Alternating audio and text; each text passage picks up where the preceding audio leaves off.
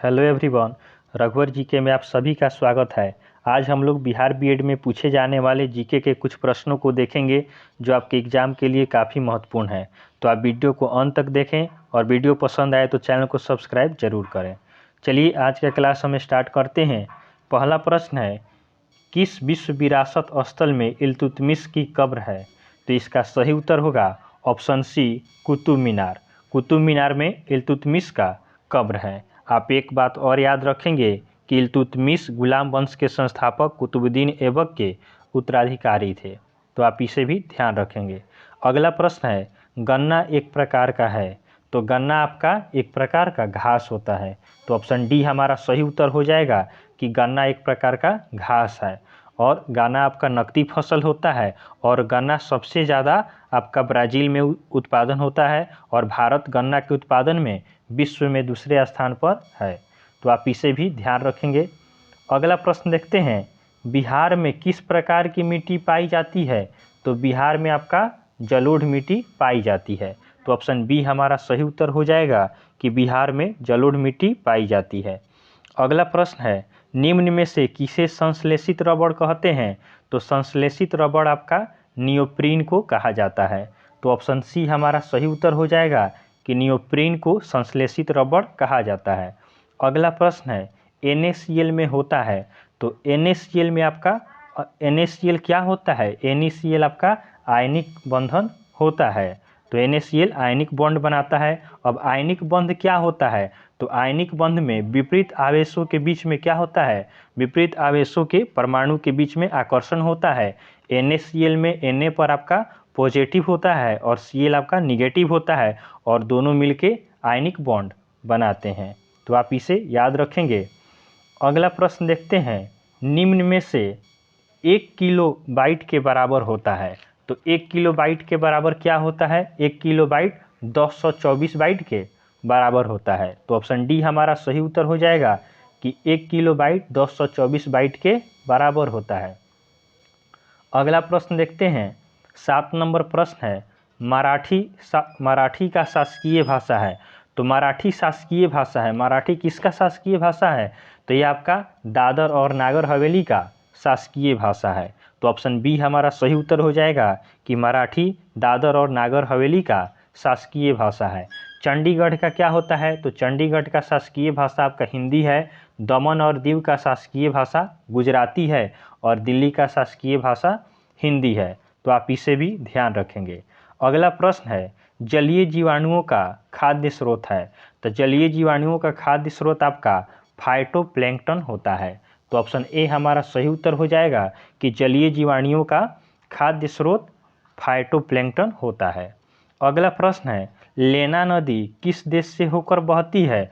तो लेना नदी आपका रूस से होकर बहती है, तो ऑप्शन सी हमारा सही उत्तर हो जाएगा कि लेना नदी रूस से होकर बहती है। इसकी लंबाई कितनी है? तो इसकी लंबाई 4472 किलोमीटर है, तो आप इसे भी याद रखेंगे। चलिए अगला प्रश्न देखते हैं। अगला प्रश्न है, मंगल ग्रह सूर्य से किस स्थान पर स्थित है? तो काफ़ी इजी प्रश्न है। मंगल ग्रह आपका सूर्य से चौथे स्थान पर स्थित है, तो ऑप्शन बी हमारा सही उत्तर हो जाएगा। सूर्य से पहले स्थान पर आपका बुध है, दूसरे स्थान पर शुक्र है, तीसरे स्थान पर पृथ्वी है, चौथे पे मंगल है, पांचवें पे आपका बृहस्पति है, छठे पे शनि है, सातवें पर अरुण है और आठवें पर वरुण है, तो आप इन सभी ग्रहों का क्रम याद रखेंगे। चलिए अगला प्रश्न देखते हैं, अलकनंदा नदी के तट पर कौन सा शहर स्थित है? तो अलकनंदा नदी के तट पर आपका बद्रीनाथ स्थित है, तो ऑप्शन ए हमारा सही उत्तर हो जाएगा कि अलकनंदा नदी के तट पर बद्रीनाथ स्थित है।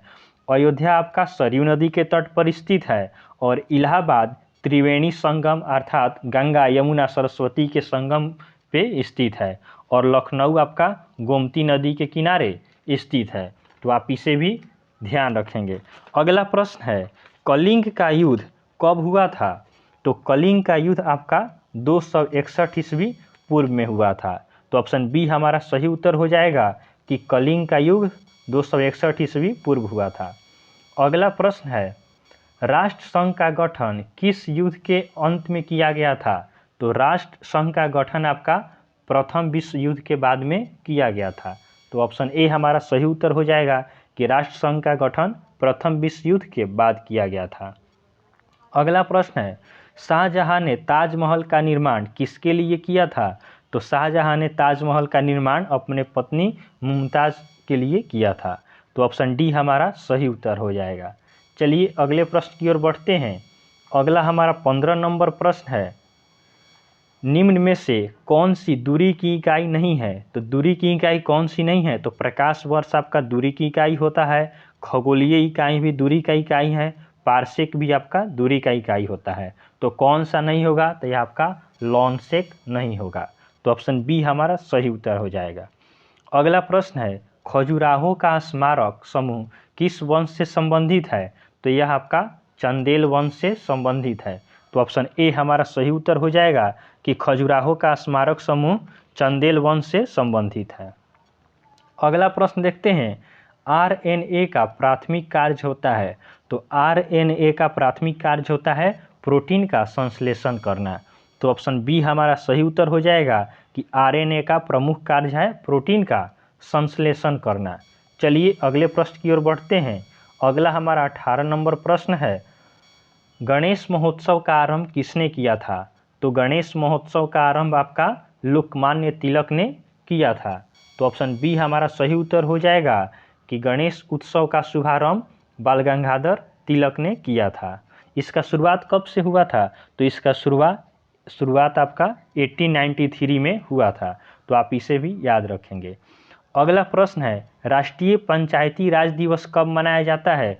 तो राष्ट्रीय पंचायती दिवस आपका 24 मार्च को मनाया जाता है। तो ऑप्शन बी हमारा सही उत्तर हो जाएगा कि राष्ट्रीय पंचायती राज दिवस 24 अप्रैल को मनाया जाता है। सॉरी, यह आपका नहीं होगा, आपका सही उत्तर हो जाएगा 24 अप्रैल। 24 अप्रैल को राष्ट्रीय पंचायती राज दिवस मनाया जाता है। चलिए अगला प्रश्न देखते हैं।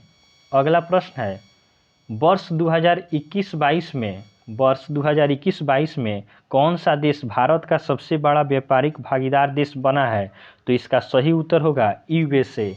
अमेरिका आपका वर्ष 2021-22 में भारत का सबसे बड़ा व्यापारिक देश बन गया है, चीन को पीछे छोड़कर। चीन अब दूसरे स्थान पर आ गया है। तो आप इसे याद रखेंगे।